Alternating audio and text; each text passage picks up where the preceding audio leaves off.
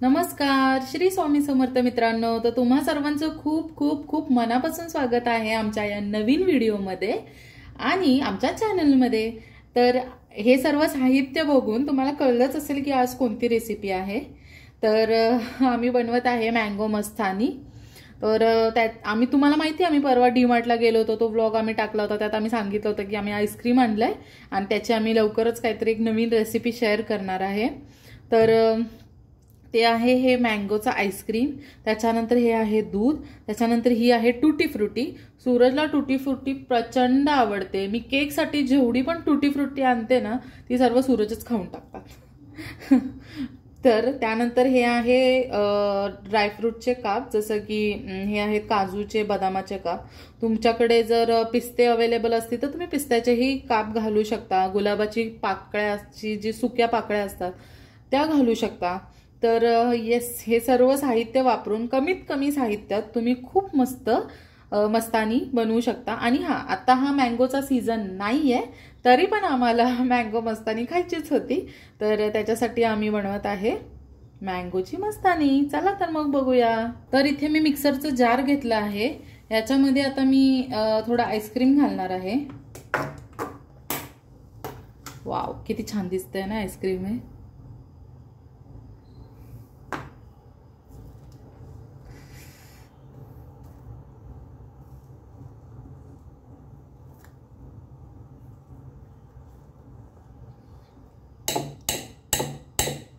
तर आता मी थोडा आईस्क्रीम इथे घातला आहे. लागलं तर अजून मी ह्याच्यात क्वांटिटी वाढवेन. तर आता इथे सध्या मँगोचा सीझन नाहीये, कारण हा आता ऑगस्ट महिना चालू आहे, त्यामुळे मँगोचा सीझन नाहीये म्हणून मी ह्याच्यात आंब्याचे काप नाही टाकत आहे. नाहीतर मग आंब्याचे काप देखील ह्याच्यात टाकायचे, खूप मस्त होते. तर आता ह्या ठिकाणी आपण हे दूध घालतोय. तर आता मी इथे 1 ग्लास दूध घातलेला आहे याच्यामध्ये. तर आता आपण ह्याला मिक्सर जार मध्ये ब्लेंड करून घेऊ. तर आता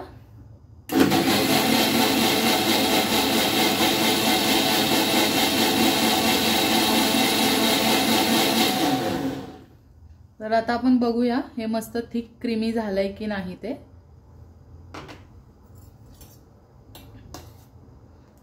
वाव, हे मस्त थिक झालंय. तर आता मी तुम्हाला ह्याची सजावट करून दाखवते. तर आता आपण मँगो मस्तानीची जी डेकोरेशन आहे ते तयार करून घेऊ.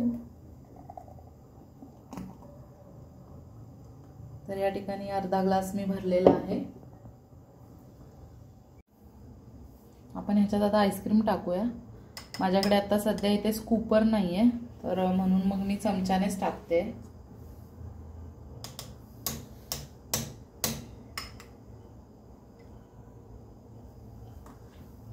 मस्त वरून काजूचे काप टाकूया, बदामाचे काप टाकूया,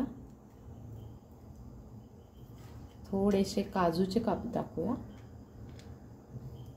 आणि गार्निशिंग साठी इथे माझ्याकडे टुटी फ्रुटी आहे, ती पण आपण टाकूया.